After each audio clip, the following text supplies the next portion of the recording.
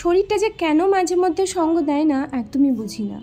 যেদিন মানে ভেবে রাখি যে পরদিনকে বেশ সকাল থেকে গুছিয়ে সমস্ত কাজ সারবো, গুছিয়ে এই রান্নাগুলো করব, ঠিক সেই দিন কিছু না কিছু একটা ঘটনা আমার সঙ্গে ঘটবে।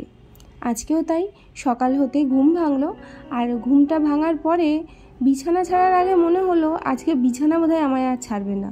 হ্যাঁ, সারাটা দিন আজকে আমার কিন্তু এই বিছানাতে শুয়ে শুয়ে কেটে গেল।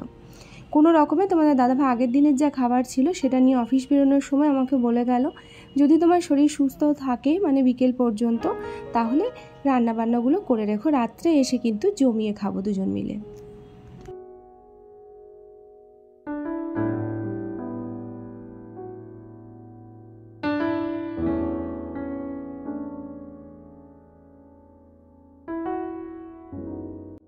শুভ বিকেল বন্ধুরা, আমি ঐত্রী, আর আমার চ্যানেলের নতুন আরও একটা ভিডিওতে তোমাদের আবার একবার জানাই স্বাগতম। আশা করি তোমরা প্রত্যেকেই সুস্থ আছো আর ভালো আছো। আকাশটা দেখে কি সুন্দর লাগছে না? ক্যামেরাবন্দি করলাম আসলে অপূর্ব সুন্দর লাগছিল বলে। জানি ক্যামেরাতে ঠিক ততটাও আসবে না যতটা নিজের চোখে দেখে সৌন্দর্যটা বোঝা যায়। বিকেল হতেই বিছানা ছেড়ে উঠলাম, তো মনে হলো যে না, শরীরটা আজকে কিন্তু এখন ঠিকঠাকই লাগছে। আর যেহেতু রান্না করার পরিকল্পনা আছে, আর আগের দিন রাত্রে জানো তো সমস্ত কিছু জোগাড় মোটামুটি আমি কমপ্লিট করেই রেখেছিলাম, তাই বিকেল হতেই বিছানা ছেড়ে উঠে দুটো ছোট্ট ছোট্ট ফুল গাছ লাগিয়েছি, সেই গাছগুলোতে বেশ জল দিয়ে নিলাম। গাছের পরিচর্যা করতে বেশ ভালোই লাগে, আর এমনিতেও দেখবে গাছ টাছ লাগালে, গাছের পরিচর্যা করলে মন এমনিই ভালো থাকে। গাছগুলোতে একটু জল টল দিয়ে নিলাম, আর তারপর ঠাকুর ঘরে গিয়ে ঠাকুরের কাছে আগে সন্ধ্যাটা দিয়ে নিয়েই ঝট করে চলে এসেছি রান্নাঘরে। সারাটা দিন আজকে যাই হোক কোনো রকমে একটু খাবার খেয়ে কাটিয়েছি, তবে বিকেলবেলাটা মানে সন্ধ্যাটা হতেই মনটা একটু চা চা করছিল, কারণ সকাল থেকে আজকে চা একবারও খাইনি। তাই আগেই রান্নাঘরে এসে নিজের জন্য এক কাপ চা বসিয়েই দিলাম।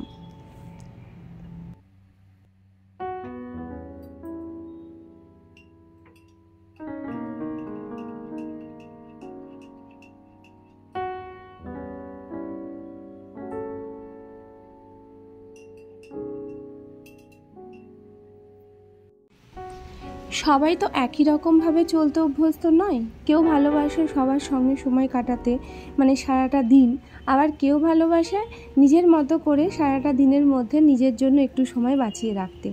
আর আমি সেই দলের, মানে নিজের সঙ্গে নিজের সময়টা কাটাতে একটু বেশি ভালোবাসি।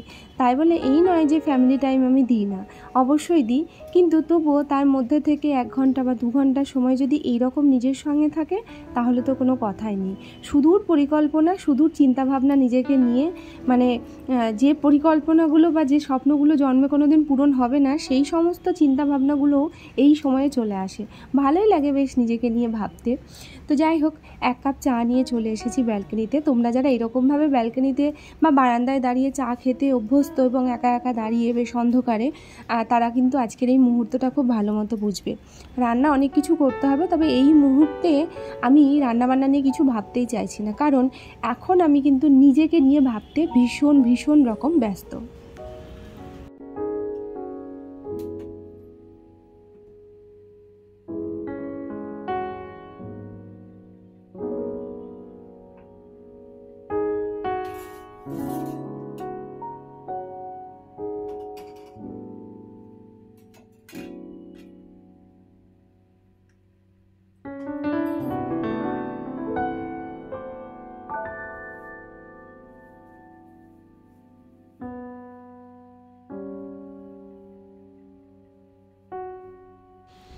রাত্রে রান্না যেহেতু সকাল থেকে সেভাবে আমি আজকে কিছু খাইও নি, আর তোমাদের দাদাভাইও সেরকমভাবে আজকে খুব বেশি কিছু খাবার নিয়েও যায়নি, তো রাত্রের ওই জন্য রান্নাটা বলেই গেছে যে একটু এসে বেশ জমিয়ে খাবে, আর খেতে যেহেতু ভালোবাসে।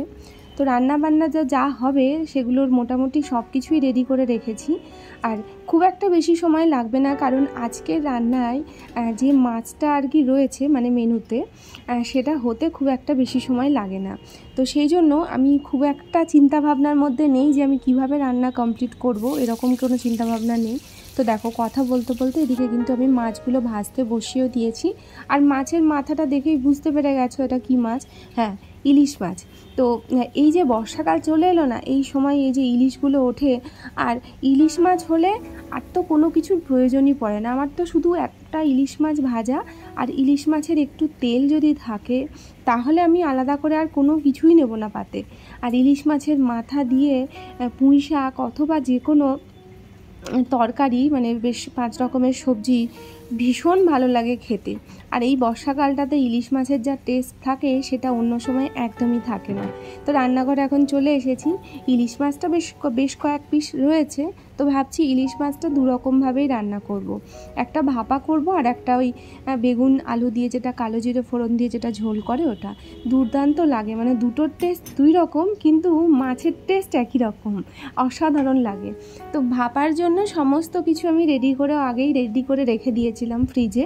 তো শুধুমাত্র আর কি বসিয়ে দিলেই হবে। তো ভাবছি ভাপাটা একটু পরেই আর কি করব। আগে মাছের যেটা ঝোল হবে সেটা আগে সেরে নিই, কমপ্লিট করে নিই, তারপরে আমি ইলিশ মাছের যেটা ভাপা হবে সেটা আর কি বসাবো।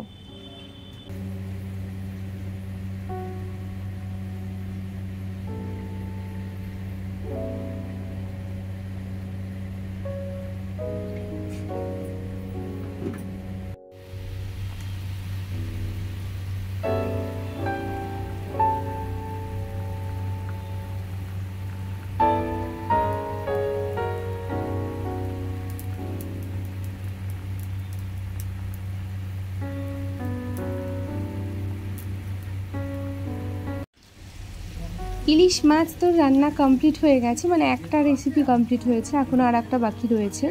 আর এদিকে দেখো, এখন মানে খাসির মাংস হবে, মাটন হবে। তো তার জন্য পেঁয়াজ আলুটা ভাজতে বসিয়ে দিয়েছি। আলুটা না আগেই ভেজে নিই, কিন্তু ওই তাড়াহুড়ো করে রান্না করতে গিয়ে আমি পেঁয়াজটা দিয়ে ফেলেছি। তারপরে আমার মনে পড়ছে যে আলুটাই তো আমি ভাজিনি আগে। তো তোমাদের দাদাভাই ততক্ষণে চলে এসেছিলো অফিস থেকে, বললো কিছু হবে না, তুমি ওর মধ্যে আলুটা দিয়ে দাও, একসঙ্গে ভাজা হয়ে যাবে, আলুটাকে আলাদা করে তুলে নেবে। আসলে 1 মাসের ওপর হয়ে গেল, হ্যাঁ 1 মাসের বেশি হবে, তোমাদের দাদাভাই বাড়ি যায়নি। আর আমাদের কাশিমবাজারের মাটনটা যা টেস্টি, মানে কি বলবো, দুর্দান্ত মাটন। মানে এত সুন্দর মানে খাসির মাংস রান্না হচ্ছে, তার গন্ধেই মনে হবে যেন খিদে পেয়ে গেল। আর এখানকার মাটনের মানে কি বলবো, সেই টেস্ট একদমই পাই না। মানে আমি এখানে যবে এসেছি তারপর থেকে এখানকার মাটন আমি একদম খেতেই চাই না। আর আমার মাটন খেতে একদম ভালোও লাগে না। ওই যদি রান্না হয় 1 পিস বা 2 পিস খেলাম, ঝোলটা আর আলুটা আমার ভীষণ পছন্দের। তো যাই হোক, মাটন রান্না কমপ্লিট। আর এদিকে দেখো, আমি তোমাদের দাদাভাইকে একটু সারপ্রাইজ দেবো বলে নিয়ে এসেছিলাম, চিকেন নিয়ে এসে রেখেছিলাম। তো সেই চিকেন স্যাটেটা বানানো হচ্ছে। তো প্রথম বানাচ্ছি, আজকেই ফার্স্ট টাইম বানালাম। যে অনেকবার দেখেছি ওই ভিডিওগুলো, যখন দেখেই এত লোভ লাগে, তো ভাবলাম যে না, একবার অন্তত ট্রাই করে দেখি কেমন হয়। তো সেই জন্যই আর কি সমস্ত কিছু নিয়ে এসে ম্যারিনেট করে রেখে দিয়েছিলাম, মাংসটাকে আর কি ম্যারিনেট করে রেখেছিলাম। আর তারপরে সমস্ত কিছু একটার পর একটা একদম পুরো ক্যাপসিকাম, পেঁয়াজ, তারপরে টমেটো, চিকেন, সমস্ত কিছু দিয়ে আর কি ব্যাটারে ডুবিয়ে ওটাকে ভেজে তুলে নিয়েছি। আমি ভাবছি যে চিকেন স্যাটে তো নর্মালি যেটা আর কি ভেজে যেটা দেওয়া হয় সসের সঙ্গে, আমি ভাবলাম একটু যে না, একটু অন্যরকম একটু কিছু করি। তো দেখলাম যে এই সসের মানে সঙ্গে যদি এটাকে একটু টুইস্ট করে নিই, তাহলে কিন্তু জিনিসটা আরও বেশি টেস্টি হবে। তো সেই মতো সমস্ত কিছু, এখানে তোমাদের দাদাভাইও কিন্তু অনেকটা হেল্প করেছে আমাকে, চলে এসেছিলো অফিস থেকে যেহেতু। আর এদিকে দেখো, রান্নাবান্না মোটামুটি আমাদের সমস্ত কমপ্লিট হয়ে গেছে। দুর্দান্ত রাত্রের খাবার। তো আমরা এখন আর থাকতে পারছি না, এবার আমরা খেতে বসে যাব। আর লোভ সামলানো যাচ্ছে না, মানে নিজেকে আর ধরে রাখা যাচ্ছে না। তো যাই হোক, চলো রাত্রের খাওয়া দাওয়া আমরা সারি। আর আজকের এই ছোট্ট ব্লগটা তোমাদের কেমন লাগলো সেটা কিন্তু তোমরা জানাতে একদম ভুলো না। যারা নতুন আছো, আমার চ্যানেলের ভিডিও দেখেছো, যারা এখনও চ্যানেলটিকে সাবস্ক্রাইব করোনি, প্লিজ তোমরা চ্যানেলটিকে সাবস্ক্রাইব করে পাশে থেকো। তোমাদের জন্য আগামীতে খুব তাড়াতাড়ি নতুন আরও একটা ব্লগ নিয়ে আসবো। ততক্ষণ প্রত্যেকে সুস্থ থেকো আর ভালো থেকো।